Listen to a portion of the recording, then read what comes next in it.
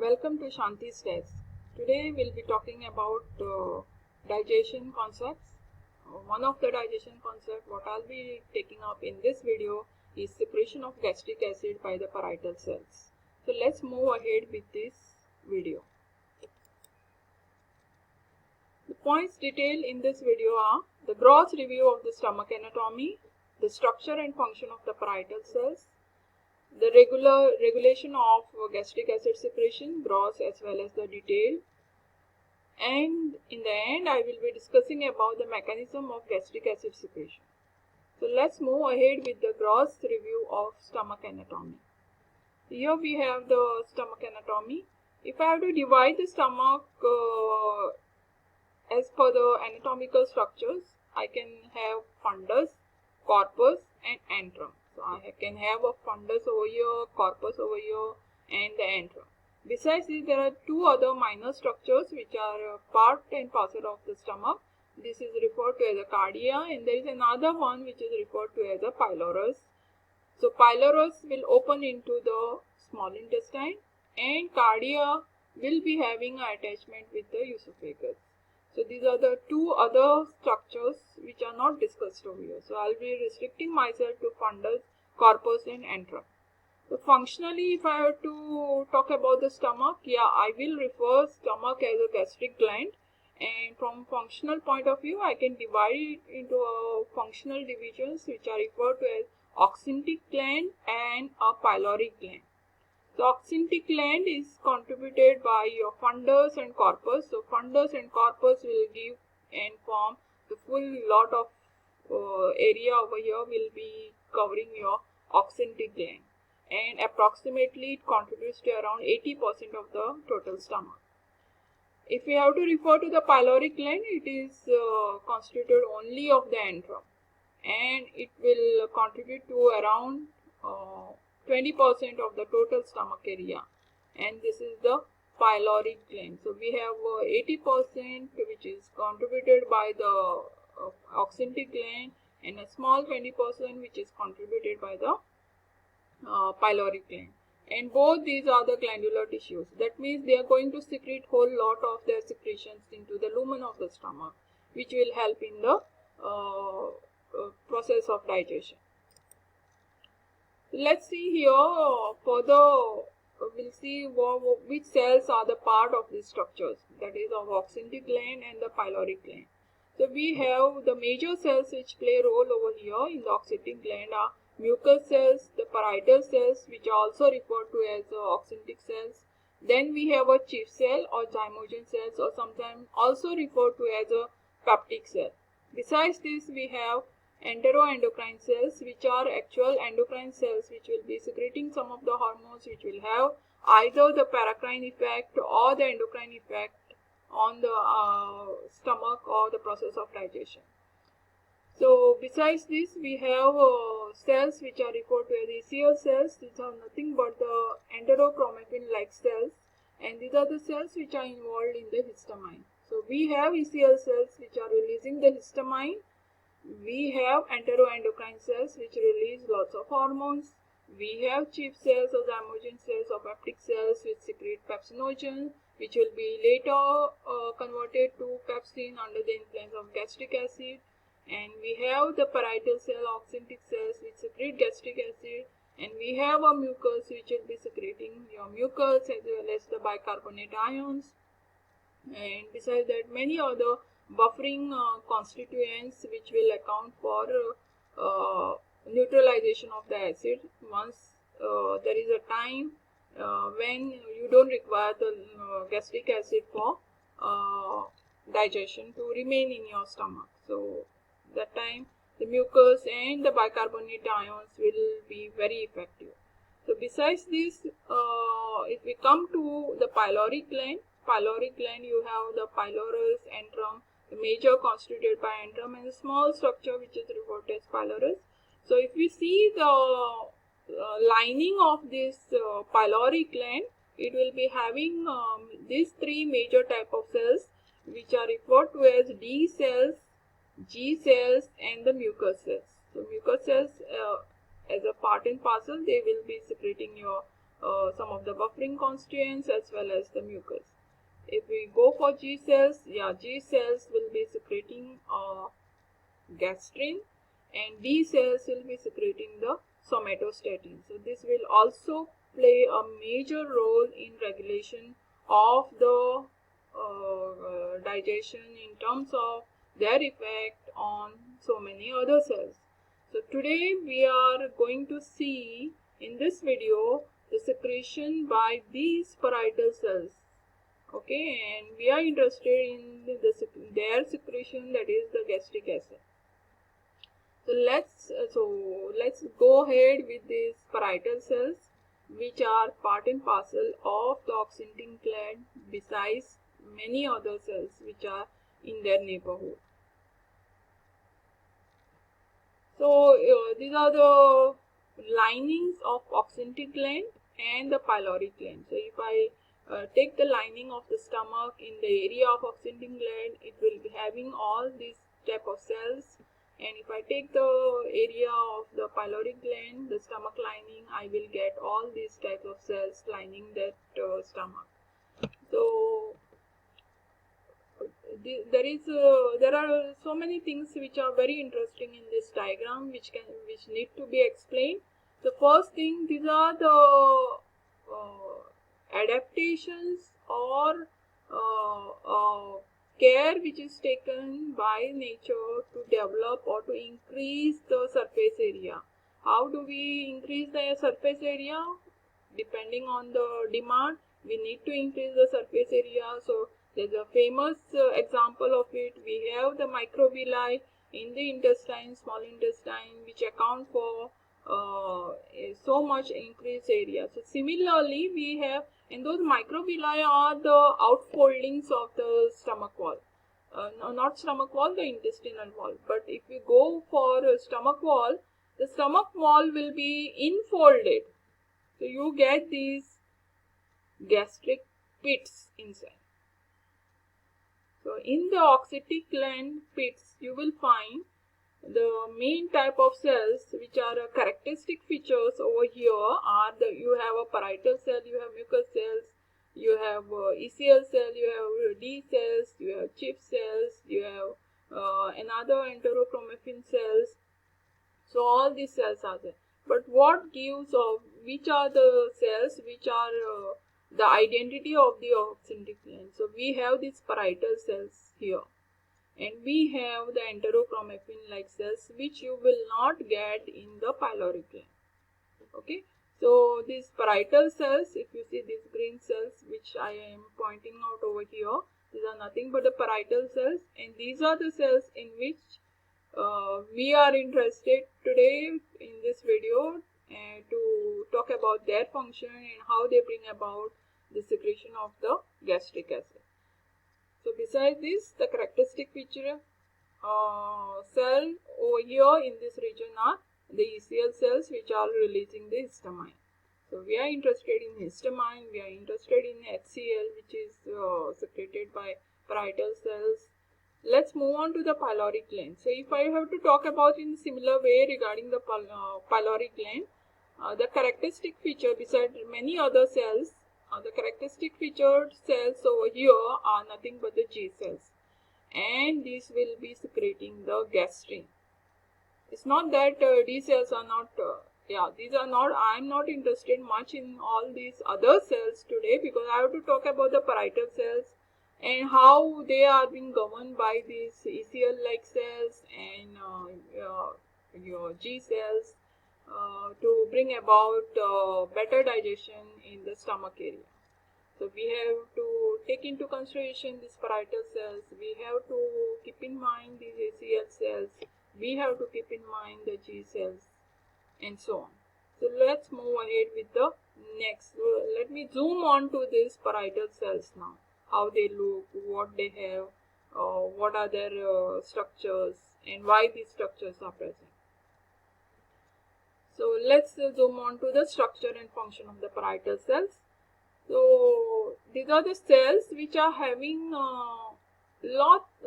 major crevices in their structure. If I see, there's a basal and there's an apical area and apical area has some major enfoldings. Okay, then these enfoldings are nothing but the major canals what can be seen under normal condition. So when we talk about the parietal cells which secrete the gastric acid, we have these cells can be found in the two modes. That is, there is a resting phase or non-secretory phase, and there is an active phase or secretory phase.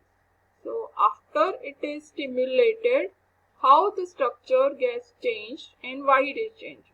And in the resting phase, what are the structures and what they account for. So if we see the structure, what I have marked over here is tubulovesicles. So you have a tubulovesicle, you have lots of mitochondria, you have Golgi apparatus, and you have a nucleus right over here.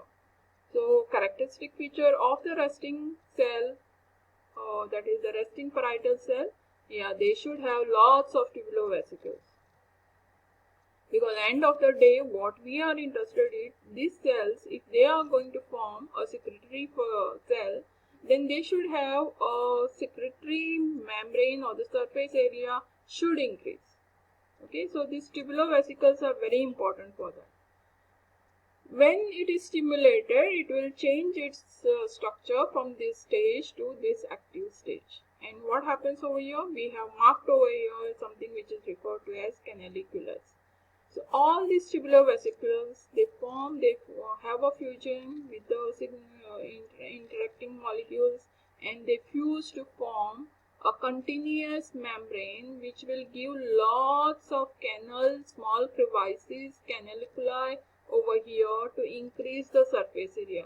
So if I compare the surface area over here to here, it is much more folded into crevices or canaliculi, and these canals are referred to as canaliculus, the small ones, and the major ones will be major canal which will open into a stomach lumen.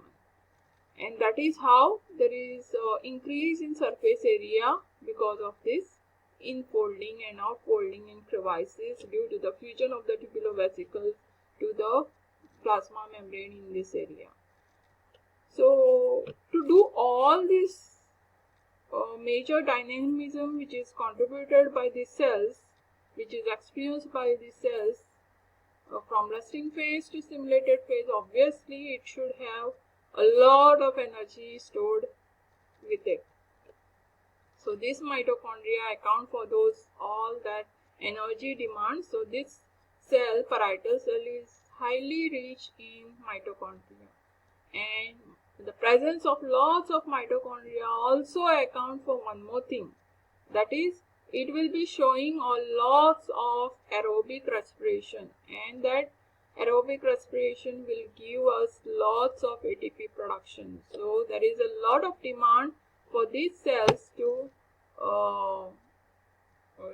have lots of activity. It will demand lots of ATP consumption, and that is why the presence of mitochondria will justify all these points later when we talk about different things which are taking place step by step to bring about the secretion of your HCl in this. Now we need to bring about the secretion of HCl or the gastric acid, and HCl is the major component of it, or the only component I should say.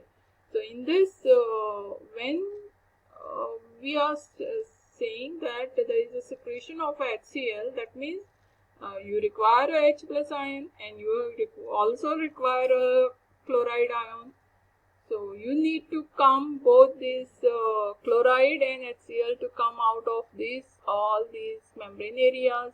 So we require lots of these channels or the pumps which will bring about the secretion of your HCl or the H plus ions as well as the chloride ions. So all these things, proton pumps, chloride pumps, all these things should be synthesized by these cells, so that when it gets stimulated, all those pumps will be mounted on this membrane. and they will be bringing about the secretion of HCl. Here, this gives an illustrated model for the gastric parietal cell showing a basal acid secretion in the resting phase and a strong acid secretion in the stimulated phase. So you have a resting phase, this is a diagrammatic representation, and you have a stimulated phase. So in both there is a gastric secretion. Only after stimulation the gastric acid secretion is elevated. So the whatever during resting phase, whatever gastric acid secretion takes place, this will account for basal acid volume, which is always found in the stomach or the lumen of the stomach. Okay, so once you get the stomach is stimulated due to incoming food, then there is a stimulatory phase of the parietal cells, and you get increased level of gastric acid which is being given out into the lumen of the stomach. And if we see this resting phase to stimulated phase, in my previous slide what I have discussed is this characteristic feature of the resting phase are the tubulovesicles, and here you will find those are getting converted into the canaliculi. Okay, so in resting phase, if you see the apical membrane and the cytoplasm within next in the vicinity of the apical membrane, you will find lots of tubulovesicles, and these tubulovesicles are nothing but the membrane bound structures, and these membrane bound structures are having nothing but as ATPases, the ATPases which serve as proton pumps. So these are proton ATPases, especially the H plus and K plus ATPases, which are required for release of H plus ion into the lumen for the gastric acid synthesis. Okay, so all these tubulovesicles are the characteristic feature of the resting phase. So once there is a stimulation, the cell changes from the non-secretory phase to a secretory phase. You require lots of secretory surface. So all these tubulovesicles with these proton forms will get coalesce and they form a longer membranes, and you will find all these proton pumps are mounted on this vesicle. Okay, so some pumps are already there on the apical membrane, and from the tubulovesicles which fuse together, and then these are being docked over here on the apical membrane, and that is how they find their entry from the canaliculus to the lumen of the stomach. So you have this resting phase and a stimulatory phase, and the conversion, how it goes around and why it goes around. Okay, let's move into still more depths of it. So here in this diagram you will find this is nothing but the same version of what I have just explained here, just further details of it. So here two things are very important, these red spots, blue spots, and these filaments. Okay, so if you see in this condition these foldings are very less, and this is the resting phase. After stimulation there are changes which are going on, and when there is a withdrawal of the stimulus the cycle goes back. Okay, so you have these cell membranes, you have microfilaments. These are the microfilaments, whatever green things what you can see over here, the long fibers, these are nothing but the microfilaments. And you have a specific protein which is referred to as azurin, and this azurin is very important for bringing about this dynamism, to bring about the conversion of the resting cell to the secretory phase. So you'll find these red ones are nothing but the dephosphorylated azurin molecules, and these blue ones are the phosphorylated azurin molecules. So these also, from dephosphorylated to phosphorylated condition, requires ATP.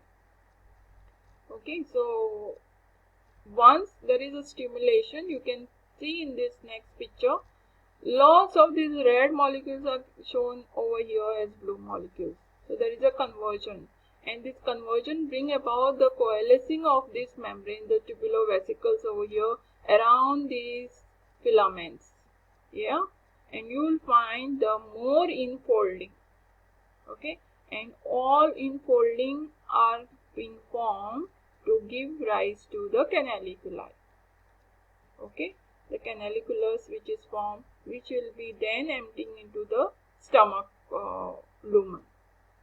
So if you see this red, the majority are red over here in resting phase, then during stimulation you can find the increase in blue spots, that is the azirin is getting phosphorylated, the same azirin molecules are getting phosphorylated, and once it is in maximum secretory phase, you'll find there are lots of azirin molecules which are phosphorylated in blue condition shown over here, and red molecules are very less. So if stimulus is withdrawn, you will find all these things are getting dissolved. And why you get dissolved? These red molecules are seen now, that is dephosphorylated azirin molecules, which will bring them back to the recovery or the resting cell phase. And again you will find these molecules are getting converted, these whatever membrane like tubules which were there, canaliculi, are getting converted into a tubulovesicles, bringing the cell back to the resting phase.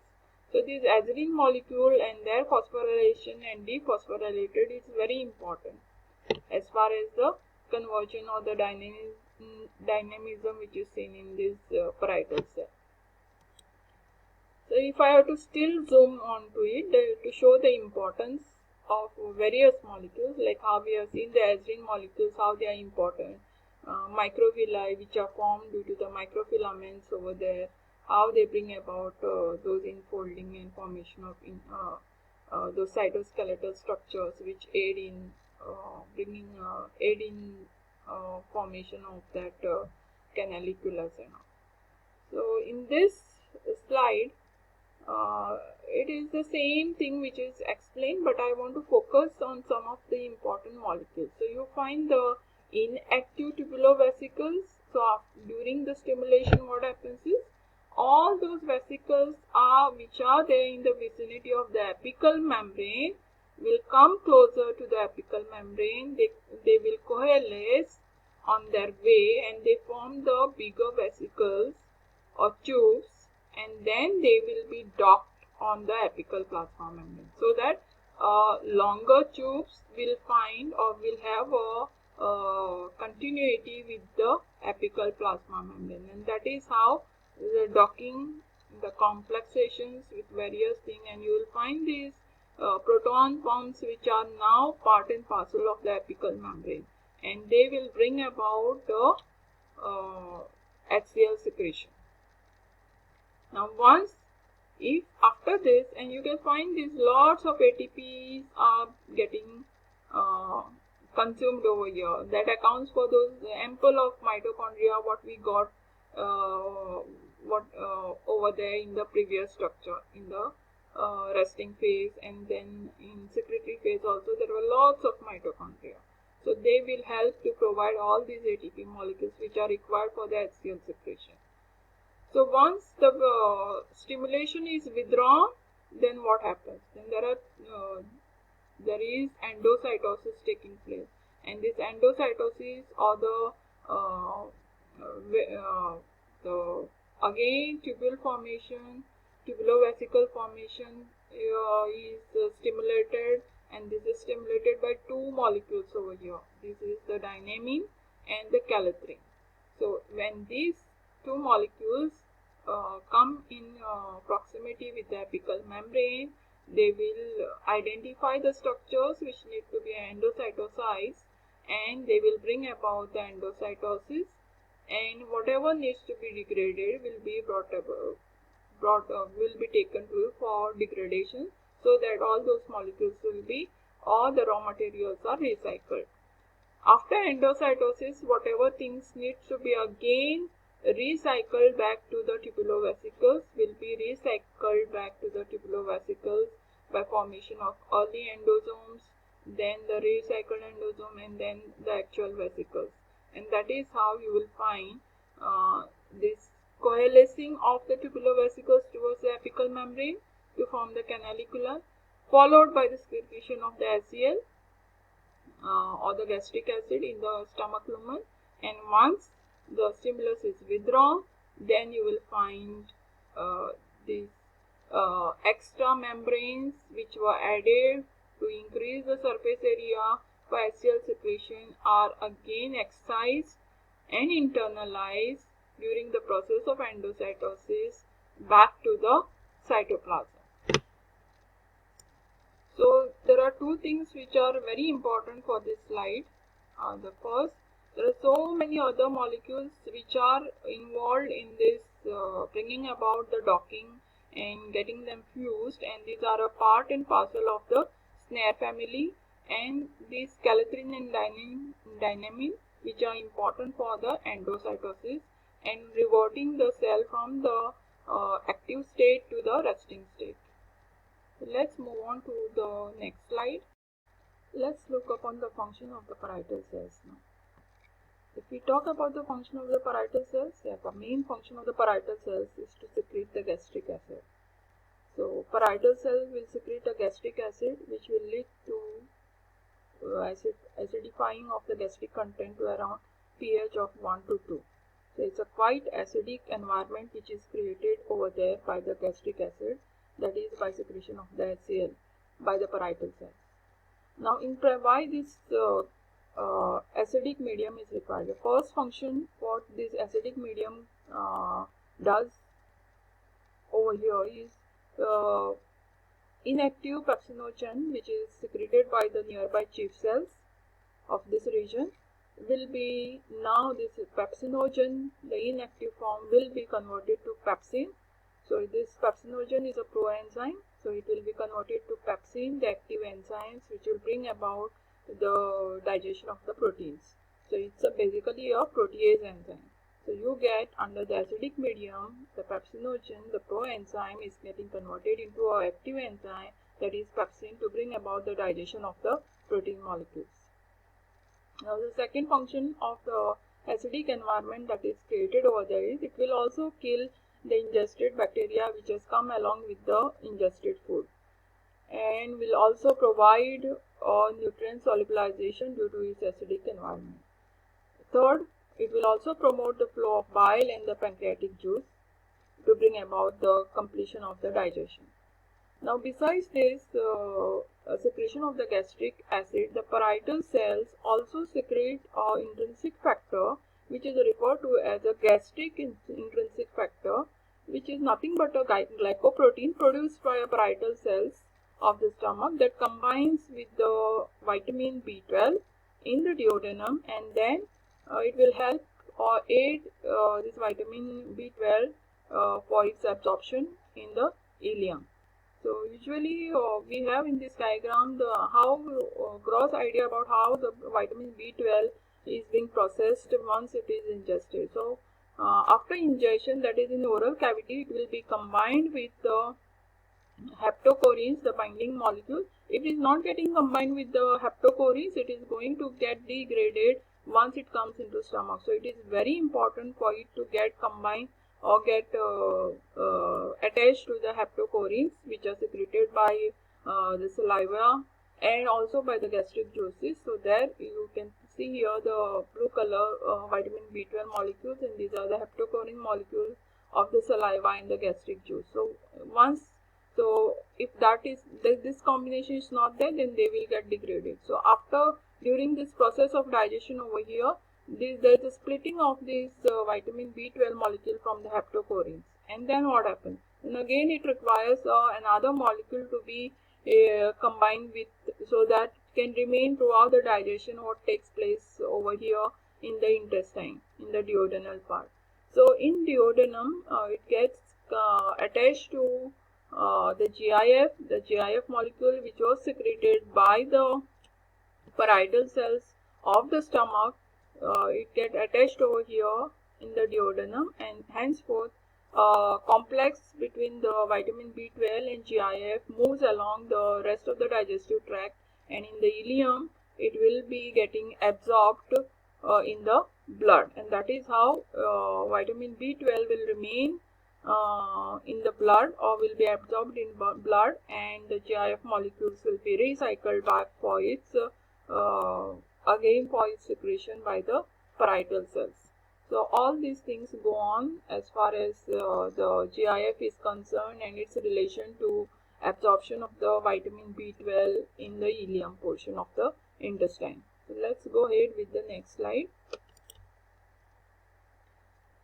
This slide talks about overall regulation of the gastric acid secretion by the parietal cells. A gross view, what all is involved in regulating the amount of the gastric acid to be secreted by parietal cell and when it should be secreted by the parietal cell, and what will inhibit the secretion of the parietal cells of the stomach. So we have this first two boxes in purple, whatever I shown. There is a distension of the stomach by food. So there is a stretching of the stomach and the stomach that's distended. Also, when in the stomach you get there is a digestion of protein going on. So those molecules after partial digestion will also bring about some stimulation.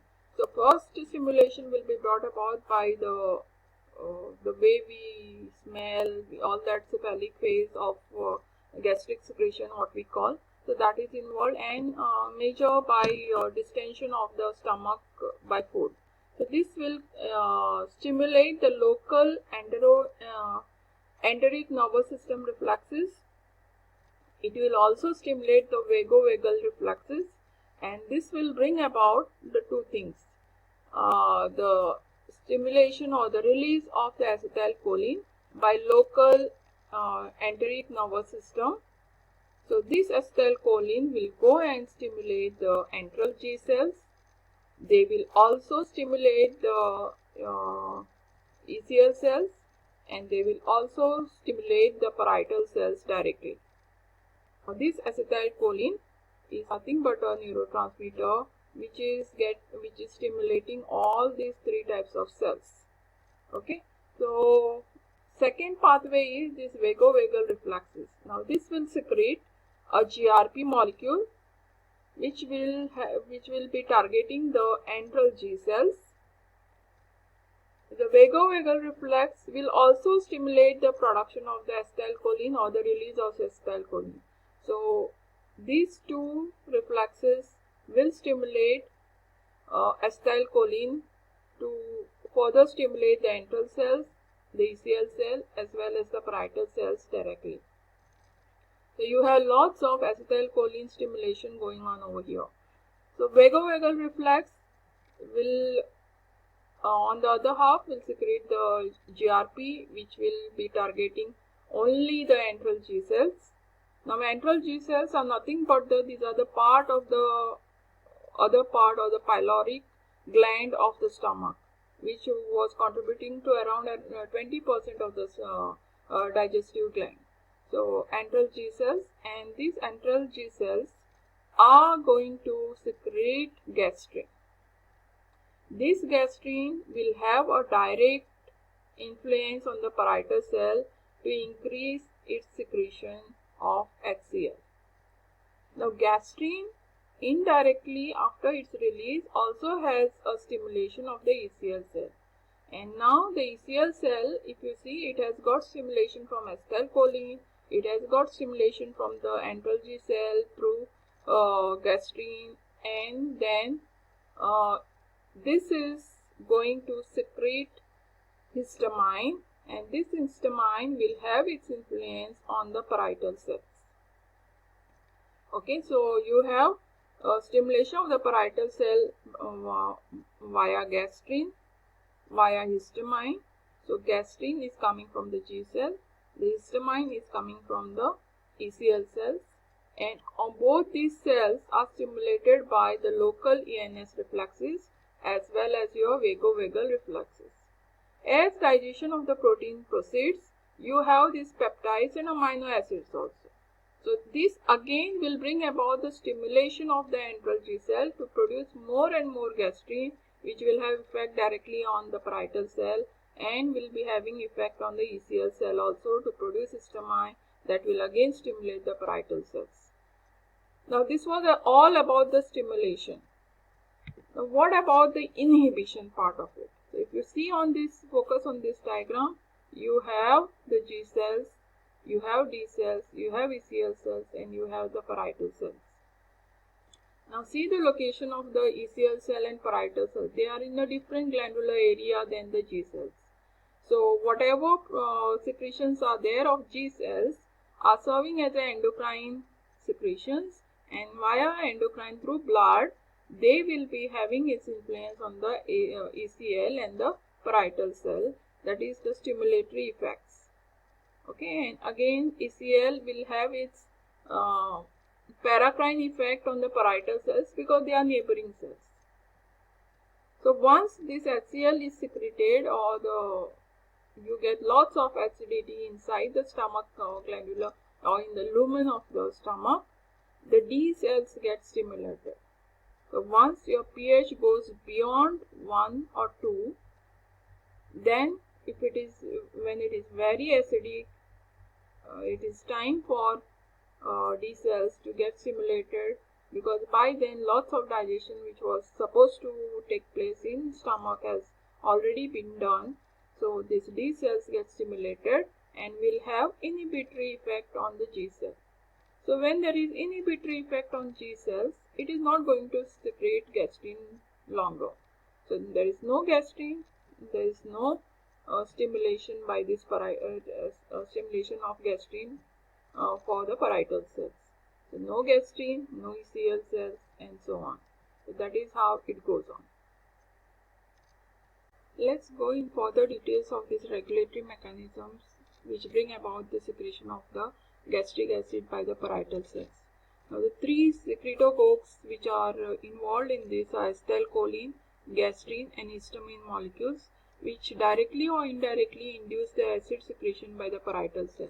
So there are two mechanisms, one which is referred to as a direct pathway and another one which is referred to as the indirect pathway. That means these three molecules will have a direct influence, that is the direct pathway, and indirect pathway via another cell. These molecules will be having their indirect effect.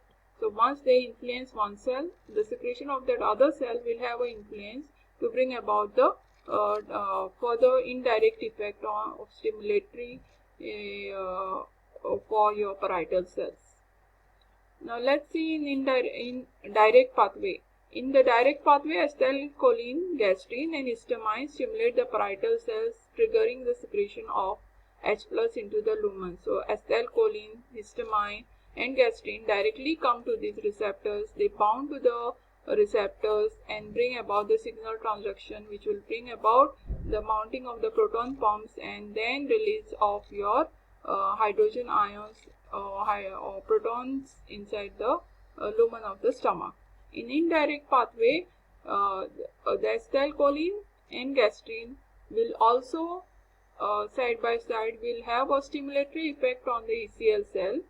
Now after stimulation of the ECL cell will produce more and more histamine, and this histamine will indirectly have a stimulatory effect, the second effect, on the parietal cell to bring about the proton pumping inside the stomach lumen. So that is how you will find more and more HCl which is being secreted inside the stomach lumen. So these were the two regulatory mechanism, direct and indirect pathways involved for the secretion of gastric acid in the parietal cell. So let's go in further details of this signal transduction. In this diagram you can see there are all receptors which are mounted on the basolateral membrane. So you have these receptor for the gastrin, that is the CCK-B or CCK2 receptors, the M3 receptor, muscarine receptors for the acetylcholine, then you have a histamine receptor which is designated by H2, then you have a receptor for the somatostatin, you have a receptor for the prostaglandin. These two are for the inhibitory effects and the other three are for the stimulatory effect. Now the ligands which are meant for this, for CCK-B2 it is gastrin, for M3 receptor it is acetylcholine, For H2 receptor, it is histamine. For somatostatin receptor, it is somatostatin, and for prostaglandin, it is prostaglandin molecules which will serve as. So all these are receptors, and these are placed onto the basolateral membrane of the parietal cells. And exactly on the opposite side, that is on the parietal cell, we need to mount these proton pumps so that we get pumping of the gastric acid inside the lumen. So in the beginning, in the resting phase, these molecules or these proton pumps are very less on the apical membrane. But after stimulation, more and more from the tubulovesicles will come and join to form the canaliculi, more and more canaliculi to increase the surface area. So as and when this goes on, all the proton pumps from the tubulovesicles are mounted on this membrane to bring about more and more pumping of the gastric acid inside the lumen. So these three receptors, they once they bind to their ligands, they bring about the activation of the G proteins, or you can say they are G protein coupled. So in this case it is the GQ, in this case it is the GS, even in the case of acetylcholine it is GQ, and in the case of it is for inhibitory it is referred to as a GI.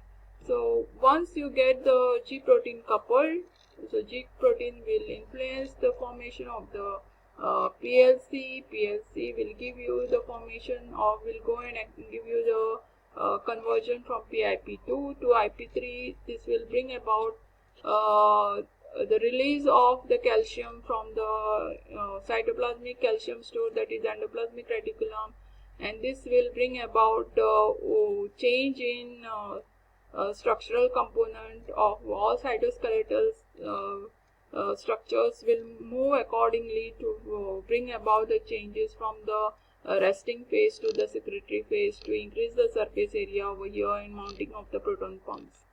So also with the GQ activation coupling, you get the DAG, from the DAG you get the PKC, from PKC the same thing will continue and you will get more and more proton pumps which will be mounted on the apical membrane.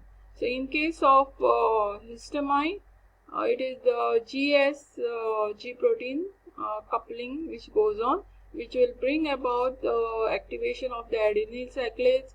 So after activation of adenyl cyclase, you will get lots of cyclic AMP with the consumption of the ATP molecule, which will bring about the activation of the pKa, and pKa again will lead to release via the further transducing factors, will bring the activities in the cytoskeletal structures, and thus all these signal transducing elements will bring about the conversion or the movement of the cytoskeletal structure to carry the tubulovesicles near the apical membrane, so that they all get fused to increase the surface area to bring about more and more canaliculi formation, so that this apical membrane surface area is increased.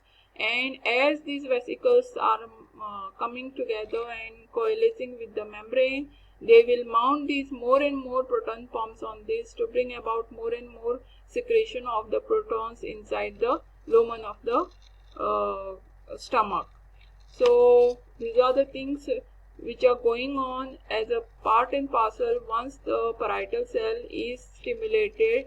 So there is a shift over from the resting phase to the secretory phase. So if once the function is over, the parietal cell need not produce its HCl. So you need to get back the cell from the resting from the secretory phase to the resting phase. And once the digestion is over in the stomach, you don't require lots of HCl now over there. So you can stop proton pumping into the lumen. Now this is brought about by means of these two inhibitory molecules, which somatostatin and prostaglandin, which will come and bind to the receptor molecules on the basolateral membrane. So they will bring about the GI coupling, which will bring about the inhibition of the adenyl cyclase So there is no activation of the adenyl cyclase, so there is no cyclic AMP, and all this route gets hampered, so there is no movement of the cytoskeletal structure along this way. So this is how, and further there will be side-by-side inhibitory effects on the gastrin, acetylcholine release, and histamine also. So due to all these processes come to an halt, and the cell changes further from the secretory phase to the resting phase, showing very few proton pumps on the apical membrane and loss of the canaliculus structure, and coming back to the normal structure wherein you will find the tubulovesicles inside the cytoplasm. Let's deal with the mechanism of the gastric acid secretion by the parietal cells, for which we have derived all other things. We went actually from the gross anatomy of the stomach. Then we studied how the parietal cells look like, where they are present, and then how they are regulated by other factors. And now we'll go and see how exactly the parietal cell will bring about the secretion of the HCl inside the lumen of the cell. So this is nothing but structure of the parietal cell. So you have this parietal cell in a secretory phase, and during the secretory phase you will find there are lots of channels or the pumps which are mounted on different membranes. So you have the apical membrane over here of the parietal cell, you have a basolateral membrane, this is basal membrane, these are lateral membranes, and there are so many channels, pumps mounted on these membranes.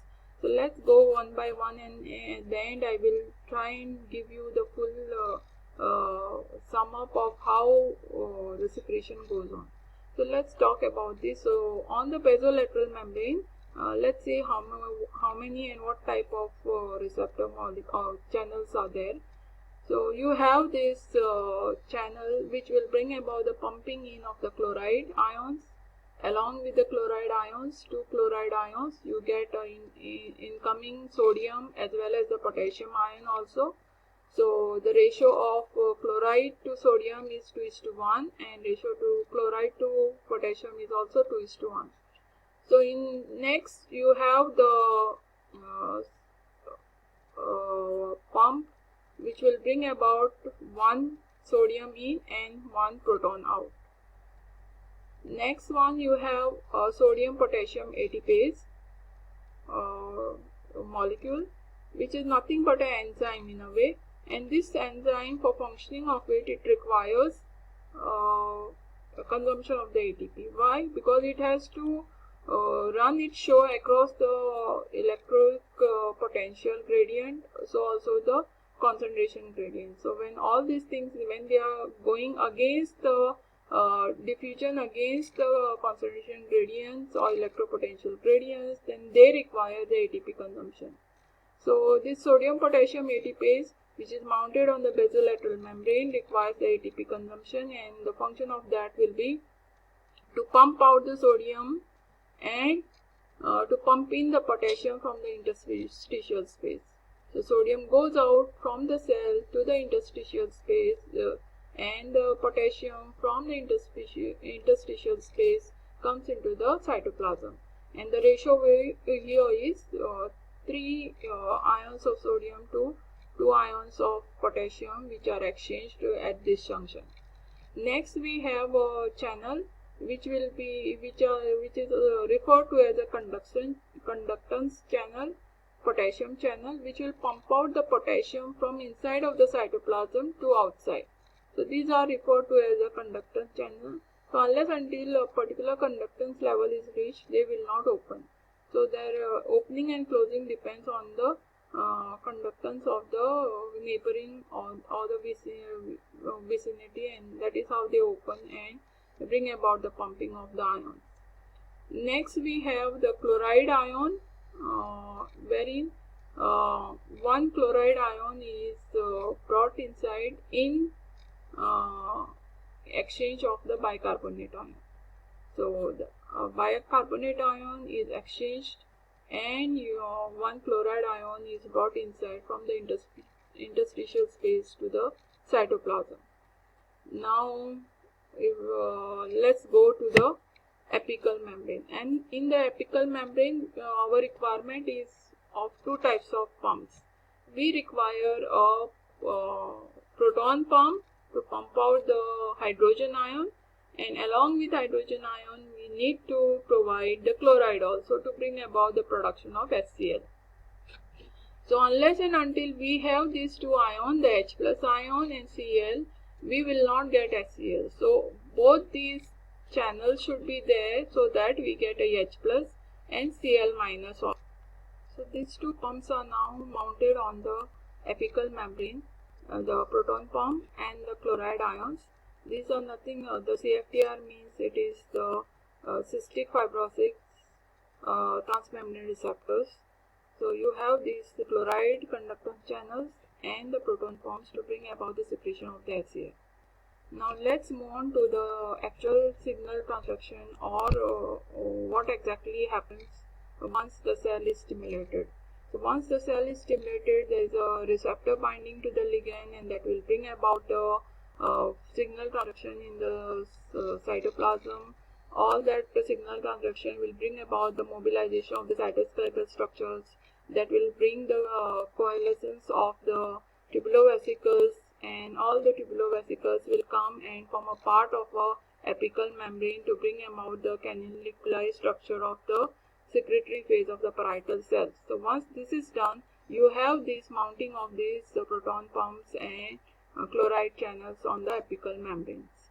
Now and they start pumping out these ions, the chloride and the proton, that is the H plus ions. So once this happens, there is a continuous pumping of H plus ions inside the canalicular structure and then into the lumen of the stomach. So this brings about a drop in or increase in alkalinity of the cytoplasm. So this increase in alkalinity will drag on the water from the interstitial space inside the cytoplasm. So also the infusion of the CO2 or carbon dioxide inside the cytoplasm. So once you have this water and carbon dioxide inside the cytoplasm, then the carbonic anhydrase will act upon these two substrate molecules and bring about the formation of the bicarbonate. So you get the OH and the HCO3 minus. So you get the bicarbonate ions, which will be now moving out of the cell, and this movement of the bicarbonate ions outside will bring about the situation which is referred to as alkaline tide in the interstitial space, and this simultaneously brings the alkaline tide in the blood also, in the neighboring blood vessels. So you have this CO2 binding with water molecule and then giving you the bicarbonate ions. You get this dissociation of the water molecule to bring about the hydroxyl and the H plus ion. These hydroxyl ions will give you the bicarbonate along with the CO2, and your H plus ions will move out in exchange of the potassium. Now whatever potassium has come inside will have to go back, and this is only a one-way entry. There is no backflow of the potassium from the same channel. And this pump, that is hydrogen potassium pump, is a active pump, and it requires the consumption of the ATP. Every time it pumps out the proton outside, it will be at the cost of the ATP molecule. So whatever potassium has come in has to go back to the lumen of the stomach, and it will be pumped out via these conductance channels, potassium channels, and that is how it goes back, and it is recycled to pump out the H plus ions into the lumen of the canaliculi. So this is one equation which goes inside the cytoplasm across the apical membrane. Now let's see what happens over here. So there is pumping out of the potassium towards the basolateral membrane also. So you get these conductance channels both at the apical as well as at the basolateral membrane. So there is pumping out of the potassium at the apical end, also in the interstitial space. Now besides this, you will find there is a sodium potassium ATPase channel which is over here, and this also requires the consumption of ATP for its activity or for its functionality. So whenever there is pumping out of 3 sodium molecules, there will be intake of 2 potassium molecules, potassium ions inside the cytoplasm. So ratio is 3:2 as far as the sodium potassium exchange is concerned.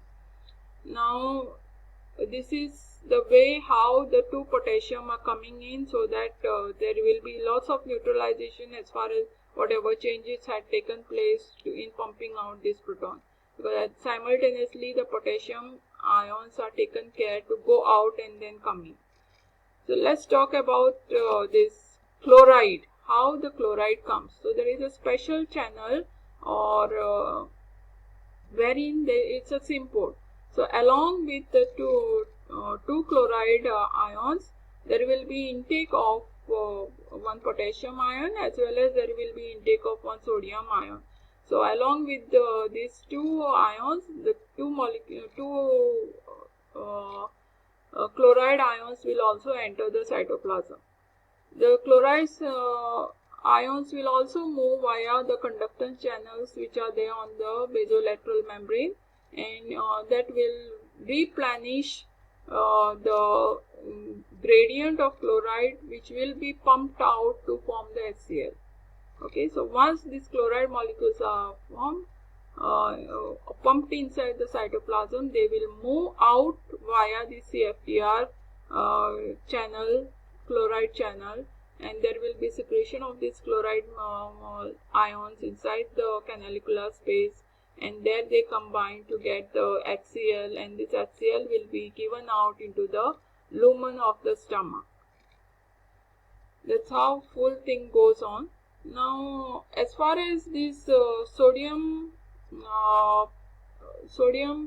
potassium ATPases are concerned, and the hydrogen potassium ATPases, these are the 2 ATPases, and otherwise most of these ATPases are always seen on the basolateral membranes, but in this case parietal cells, these hydrogen potassium ATPases are specially seen on the apical surface of the cells. Okay, this is a characteristic feature, and what keeps it hanged on to this apical surface is always these ATPases are made up of alpha chain and the beta chains, and the alpha will be having the catalytic activity, and beta in this case will hang on to the apical surface, and it is not having any catalytic activity as far as the beta segment is concerned, but alpha segment will be having the catalytic activity, and that is how we get, this is one of the characteristic feature wherein you get hydrogen potassium ATPases which are seen on the apical surface of the parietal cells of stomach. So this is how the things go on as far as the mechanism of gastric secretion of parietal cells takes place. So now let's summarize the full video. Initially, I dealt with the stomach anatomy to give you a brief introduction about the anatomical structure of the stomach, to locate where exactly these parietal cells are found in the stomach area. So we narrowed down to the 3 anatomical structure: fundus, corpus, and the antrum, and then we segregated the 2 glandular areas and where exactly the parietal cells are there. They are there in the oxyntic glandular area, and they have influence on the they are influenced by the neighboring cells of the another glandular area, that is the intral side.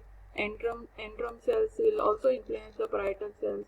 The influence of some extrinsic structures or the extrinsic regulatory factors such as the acetylcholine, which is released by the vagus nerve, is also having influence. So we have the internal factors or the local factors which govern the regulation of gastric acid secretion of these parietal cells, as well as the far away factors which are coming from the central nervous system, which will be having influence on the secretion of the gastric acid.